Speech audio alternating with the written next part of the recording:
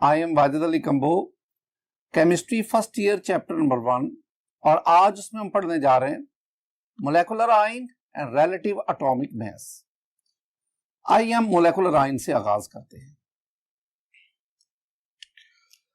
Student, इस topic में जो जो चीजें हम डिस्कस करने जा रहे हैं उसमें मैं आपको इसकी डेफिनेशन समझाऊंगा अलॉन्ग विद एग्जांपल्स, फिर हम इसकी टाइप्स पढ़ेंगे।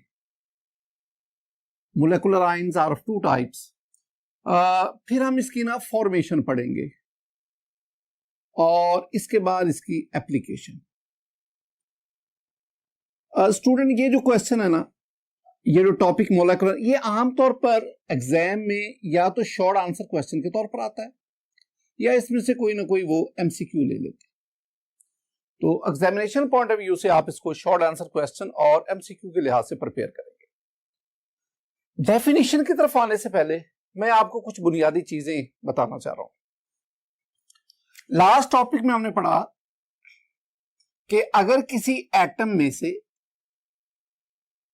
लॉस और गेन ऑफ इलेक्ट्रॉन होता है तो हमारे पास आयन बनता है।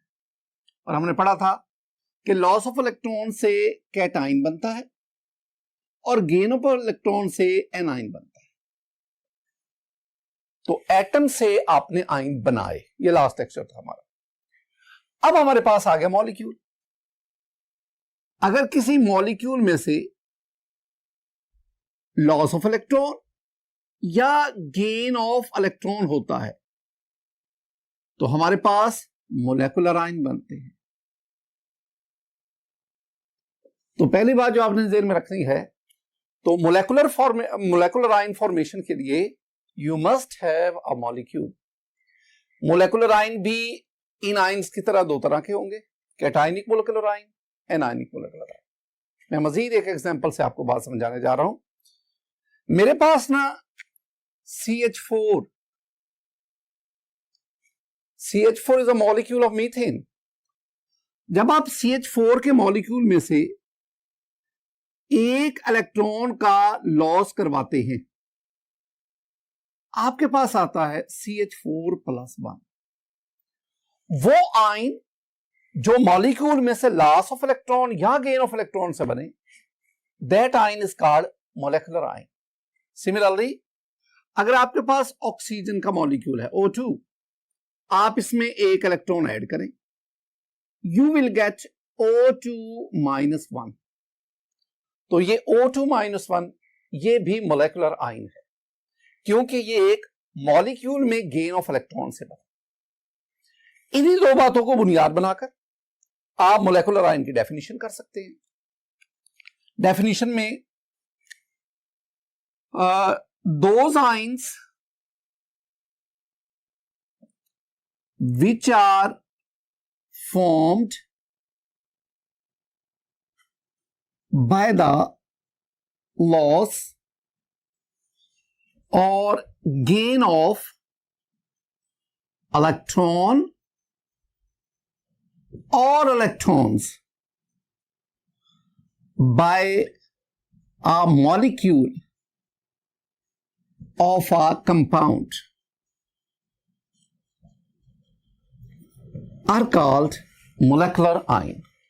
Examples मैंने आपको बता दी, CH4+, O2-1, O2-2, NO and many more. अब आए types of molecular ion. Student, molecular ion are of 2 types. Number 1, cationic molecular ion,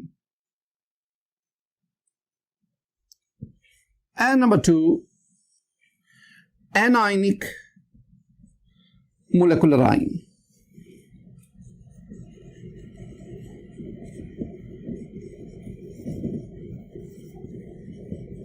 ये हमारे पास cationic molecular ion and anionic molecular ion। 2-3 points आपसे इनमें रखेंगे। Cationic molecular ion, very simple, they have positive charge। और दूसरी बात, they are more abundant than anionic molecular ion. यानी cationic molecular ion इनकी स्टेबिलिटी, इनकी फॉर्मेशन एनायनिक के मुकाबले में ज्यादा है. ये इजीली बनाए जा सकते. किसी मॉलिक्यूल से लॉस ऑफ इलेक्ट्रॉन आसान है, किसी मॉलिक्यूल में अकोमोडेशन ऑफ इलेक्ट्रॉन मुश्किल होता है. एग्जांपल्स में आ जाए. CH4 plus NO plus. Similarly, we have CO plus. All these are cationic molecular ion. Anionic molecular ion. तीन बातें. Very simple. They have negative charge, or as compared to cationic molecular ion, anionic molecular ion are less abundant. और इसके examples में चले जाओ. You have O2 minus 1, O2 minus 2 and many more. ये हमारे पास types आ गए. अब हम बढ़ते हैं formation of molecular ion.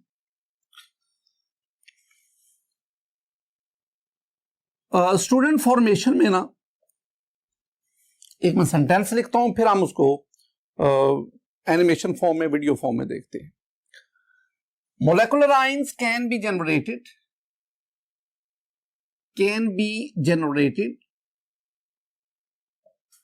by passing high energy electron beam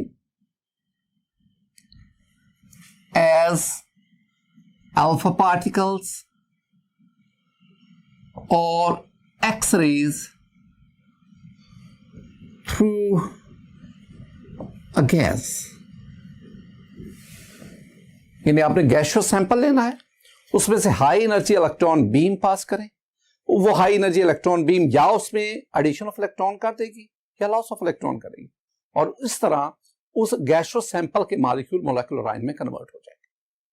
आइए जरा इसको देखते हैं. स्टूडेंट मेरे पास ये एक वीडियो है, आप इसमें देख सकते हैं कि किस तरह ये हाई एनर्जी इलेक्ट्रॉन बीम, जो ऊपर से नीचे इलेक्ट्रॉन, ये high energy, very fast moving, having high kinetic energy, इसमें से ये हम गैसियस सैंपल पास करवा रहे हैं. तो जब ये गैसियस सैंपल इलेक्ट्रॉन बीम के नीचे से पास करेगा तो ये इलेक्ट्रॉन बीम इसमें से इलेक्ट्रॉन को नॉकआउट करेगी, और यूं मेरे पास ये कैटायनिक मोलेकुलर आयन बने.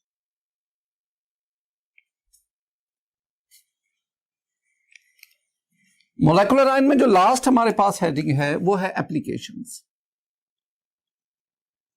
फायदा क्या है मोलेकुलर आयन का. हमारा नेक्स्ट टॉपिक आ रहे हैं, उसमें एक टॉपिक हम पढ़ेंगे मास स्पेक्ट्रोमेट्री. उस मास स्पेक्ट्रोमेट्री में ना हम ये करते हैं, हम किसी भी मॉलिक्यूल का स्ट्रक्चर या उसका मॉलिक्यूलर मास जानने के लिए ना पहले हम उसकी आयोनाइजेशन करवाते हैं, और उस मॉलिक्यूल की आयोनाइजेशन करवाकर हम उसको मोलेकुलर आयन में लाते हैं, और फिर मास स्पेक्ट्रोमीटर की मदद से हम उस मोलेकुलर आयन की ब्रेक डाउन करके हम उससे उसका स्ट्रक्चर और फिर मॉलिक्यूलर मास मालूम करते हैं. इसका मतलब हुआ कि मोलेकुलर आयन, इसकी मदद से हम स्ट्रक्चर ऑफ वेरियस मॉलिक्यूल्स उसको मालूम करते हैं. स्टूडेंट ये थे मॉलिक्यूलर आयन, मोलेकुलर आयन, उससे रेलेवेंट जो बातें हमने की हैं. हमारा जो दूसरा टॉपिक आज का है वो है रिलेटिव एटॉमिक मास. मैं इसको ना RAM लिखा करूंगा, रिलेटिव एटॉमिक मास. पहली बात ध्यान में रखनी है कि ये जो टर्म है ना रिलेटिव एटॉमिक मास, ये it is particularly use for elements. तो एलिमेंट्स का रिलेटिव एटॉमिक मास होता है. हमने इसके डेफिनेशन को पढ़ना है, लेकिन डेफिनेशन से पहले कुछ बातें. स्टूडेंट एटॉमिक मास और साथ लिखा हुआ रिलेटिव. रिलेटिव का मतलब होता है एज कंपेयर टू, से मुवाजना करके. यानी किसी भी एलिमेंट का वो एटॉमिक मास जो किसी और एलिमेंट से कंपेयर करके निकाला जाता है।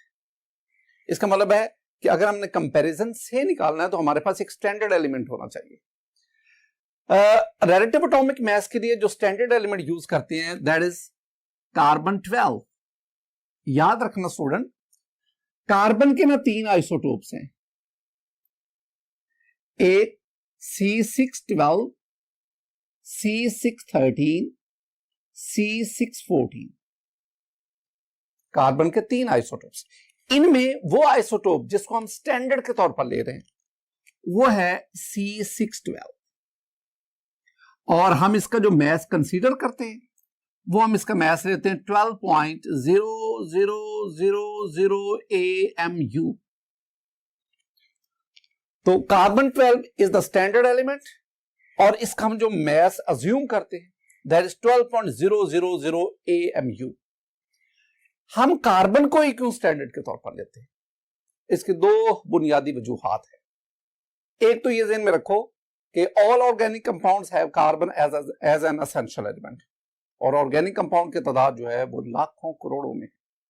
इसका मतलब है C12 is most abundantly existing element, तकरीबन ये ज्यादा पाया जाता है। दूसरी बात, ये जो कार्बन 12 है this one is an stable, इन दोनों की निस्बत इसकी स्टेबिलिटी ज्यादा है, इसकी रिलेटिव अबंडेंस ज्यादा है।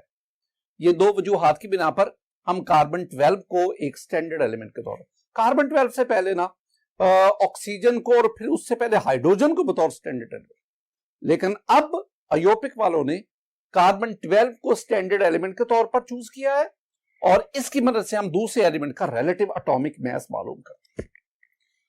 अब रिलेटिव एटॉमिक मास कैसे मालूम करते हैं, उसकी डेफिनेशन क्या है, मैं पहले आपको एनिमेशन से कुछ बातें समझाना चाहता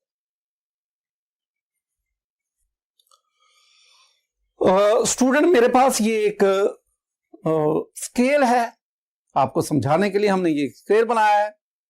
इस स्केल के एक पलड़े में एक साइड आप कार्बन 12 का एक एटम रखें। अब जिस एलिमेंट का एटॉमिक मास जानना चाहते हैं आप उसका एक एटम लेकर इसको दूसरे पलड़े में रखें। सपोज मैं मैग्नीशियम का रिलेटिव एटॉमिक मास जानना चाहता हूं तो मैं मैग्नीशियम का एक एटम लूंगा और उसको कार्बन 12 के एक एटम के साथ उसके मास को कंपेयर करूंगा। ये देखिए, अब ना मैग्नीशियम के एक एटम का मास कार्बन 12 से ज्यादा है। हाउ मच टाइम, कितना ज्यादा है? इसके लिए ना मैं एक और ये कार्बन 12 का एटम रखता हूं। अब इनका यानी 2 कार्बन 12 एटम्स का मास एक मैग्नीशियम एटम के बराबर है। तो इसका मतलब हुआ कि magnesium atom is twice heavier than a carbon atom. अगर कार्बन का हमने मास 12 लिया है तो ये उससे ट्वाइस हैवियर है, तो इसका मतलब है कि हम इसको 2 से मल्टीप्लाई करेंगे, यूं मेरे पास मैग्नीशियम का रिलेटिव एटॉमिक मास आ गया 24। इसी तरह पीरियोडिक टेबल में जितने भी एलिमेंट्स हैं उनका रिलेटिव एटॉमिक मास लेने के लिए आप उनको कार्बन 12 से कंपेयर करते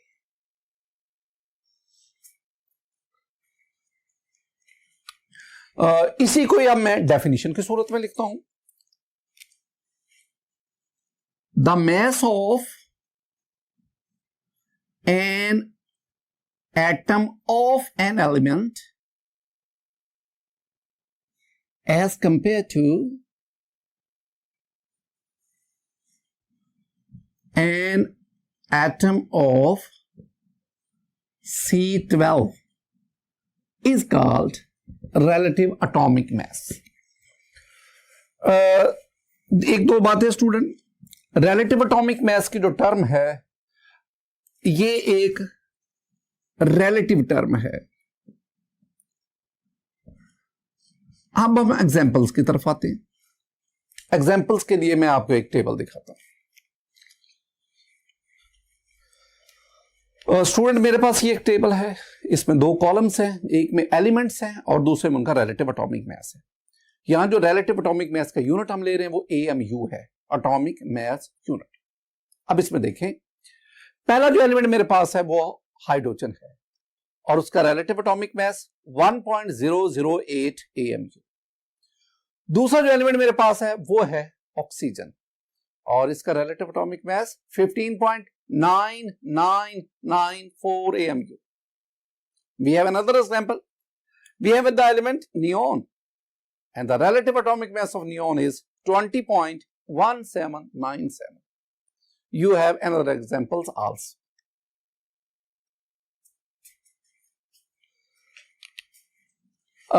Student, next हमारा topic the unit of relative atomic mass. Unit of RAM relative atomic mass. Student, relative atomic mass के जो यूनिट है वो है AMU, atomic mass unit. I mean AMU. तो रिलेटिव एटॉमिक मास का unit आ गया atomic mass unit AMU. अब ये AMU कितना मास होता है, मैं जरा आपको कुछ कैलकुलेशन समझाना चाहता हूं. स्टूडेंट, मेरे पास आपने ना 9th-10th में पढ़ा था एक कॉन्सेप्ट मोल एवोगैड्रो नंबर. अगर मैं उस कॉन्सेप्ट को बेस बनाऊं तो मेरे पास 12 ग्राम ऑफ कार्बन,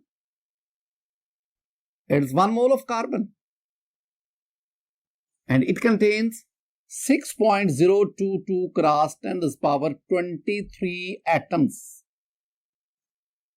अगर इसी बात को मैं यूं लिख दूं कि 6.022 इसे हम कहते हैं Avogadro number. atoms of carbon has mass 12 ग्राम. अगर आप कार्बन के इतने एटम्स लें, एवोगैड्रो नंबर ऑफ एटम्स लें, उनको एक जगह पे इकट्ठा करके उनका मास मालूम करें तो वो आएगा 12 ग्राम.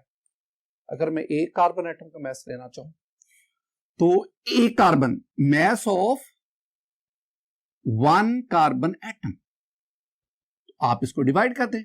12 डिवाइडेड बाय 6.022 10 पावर 23. तो आंसर आपके पास आएगा 1.99 क्रॉस 10 पावर -23 ग्राम. इसका मतलब हुआ कि एक कार्बन एटम का मास इतने ग्राम होता है. अब अगला काम करें. आपने एक कार्बन एटम का मास ले लिया. अब इस मास का 12वां हिस्सा ले, 1/12 of the mass of carbon atom. Carbon के एक एटम के मास का 12वां हिस्सा. वो कैसे लें? आप इस वैल्यू को 1/12 थे 1/12 उससे मल्टीप्लाई करते. तो मेरे पास ये 1.99 क्रॉस 10 पावर -23 ग्राम, इसको मल्टीप्लाई करता हूं 1/12 से, यानी मैं इसका 12th पार्ट लेना चाहता हूं. तो मेरे पास ये आएगा 1.661 क्रॉस 10 पावर -24 ग्राम. इसका मतलब है ये जो वैल्यू आई है ना, ये एक कार्बन एटम के मास के 12वां हिस्सा है और this value is called 1 AMU. अगर आप इसको केजी में लेना चाहते हैं, किलोग्राम में ले जाना चाहते हैं, तो आप इसको 1.661 क्रॉस 10 पावर -27 किलोग्राम. ग्राम को किलोग्राम में, किलोग्राम को किलोग्राम में कैसे कन्वर्ट करते हैं ये हम पीछे पढ़ के आए. तो इसका मतलब हुआ कि 1 AMU इस वैल्यू के बराबर है और ये वैल्यू क्या है? ये कार्बन एटम के, एक कार्बन एटम के मास का 1/12 पार्ट. तो मैं कहूंगा कि 1/12 of the mass of 1 carbon atom is called 1 AMU. ये इसकी डेफिनेशन है. और अगर आप AMU को किलोग्राम के साथ रिलेट करना चाहें तो आप इस तरह करें. अगर AMU को ग्राम के साथ रिलेट करना चाहें तो आपके पास ये है. स्टूडेंट, आज के लेक्चर में हमने 2 टॉपिक्स को कवर किया. एक था मोलेकुलर आयन और दूसरा था रिलेटिव एटॉमिक मास. अल्लाह ताला आपका हामी